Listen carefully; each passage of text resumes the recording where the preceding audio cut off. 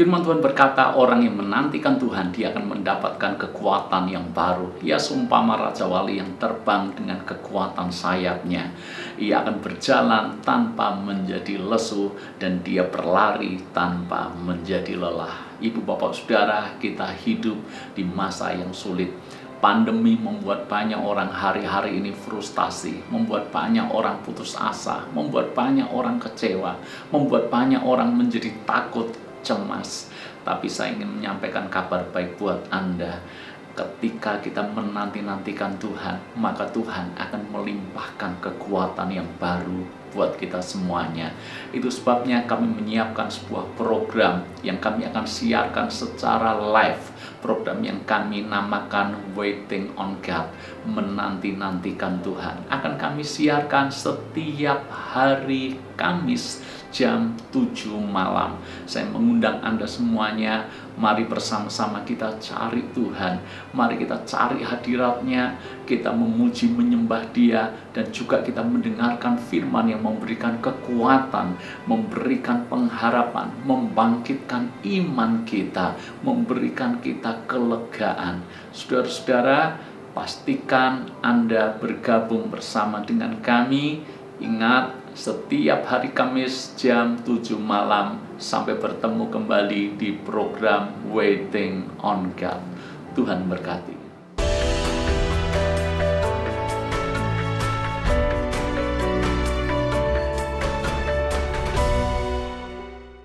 Menyapa Anda kembali dalam program Bible Everyday. Mari kita lanjutkan di pasal yang ke-16 di kitab 1 Tawarik. Ini merupakan lanjutan daripada pasal sebelumnya, yang mana tabut perjanjian itu berhasil dibawa hingga sampai di Yerusalem. Tabut itu dimasukkan ke kemah, dan kemudian setelah tabut itu berada di kemah, Daud menyatakan rasa syukurnya, sebuah ucapan syukur yang dinyatakan melalui puji-pujian. Bahkan Daud menyuruh Asaf dan saudara-saudaranya, jadi mirip seperti paduan suara, untuk menyanyikan nyanyian puji-pujian Daud. Nah, saudara-saudara, kalau Anda baca ayat per ayat yang merupakan nyanyian puji-pujian Daud buat kemurahan dan buat penyertaan Tuhan hingga tabut perjanjian sampai di kemah suci, ada hal yang menarik. Apa hal yang menarik? Biasanya nyanyian puji-pujian adalah ucapan syukur atas berkat, atas penyertaan Tuhan, atas anugerah, kebaikan, dan kasih karunia Tuhan. Atas hal-hal yang baik, orang menyanyikan puji-pujian kepada Tuhan. Tetapi kalau Anda baca ayat yang ke-12 sampai dengan ayat yang ke-18, di situ terselip bahwa untuk penghukuman Tuhan, Daud juga menyatakan ucapan syukur. Coba baca ayat yang ke-12. Ingatlah perbuatan-perbuatan ajaib yang dilakukannya, mujizat-mujizatnya, dan penghukuman-penghukuman yang diucapkannya.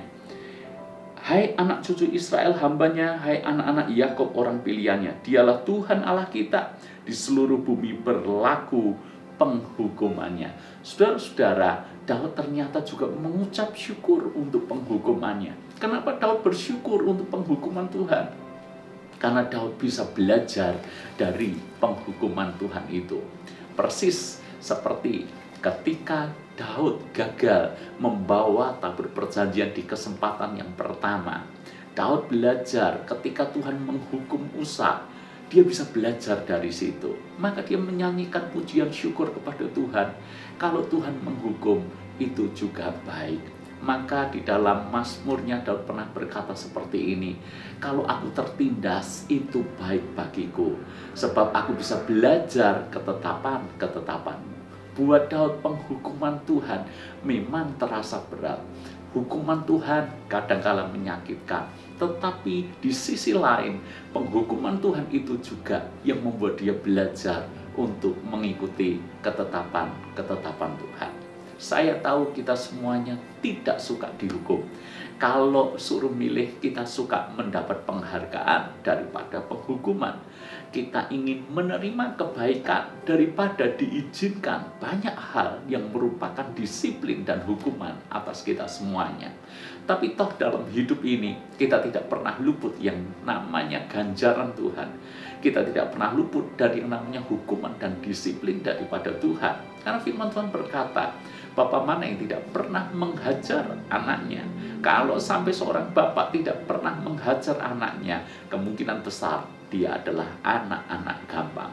Bersyukurlah kita punya Tuhan yang sesungguhnya baik dan setia.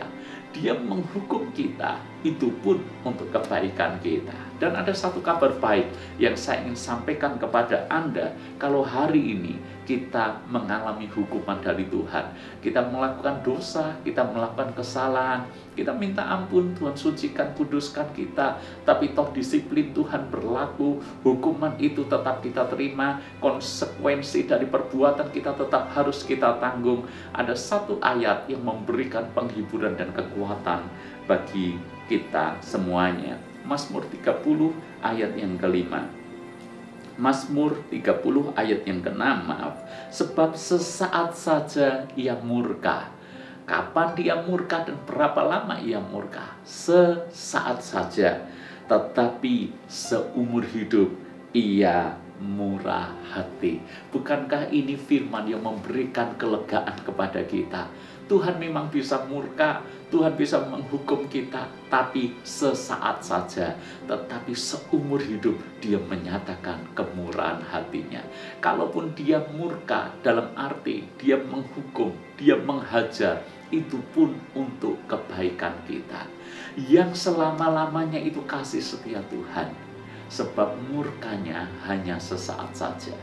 Asal kita bisa belajar dari kesalahan yang kita buat, dari dosa yang kita buat, belajar supaya jangan sampai kita jatuh lagi di lubang yang sama.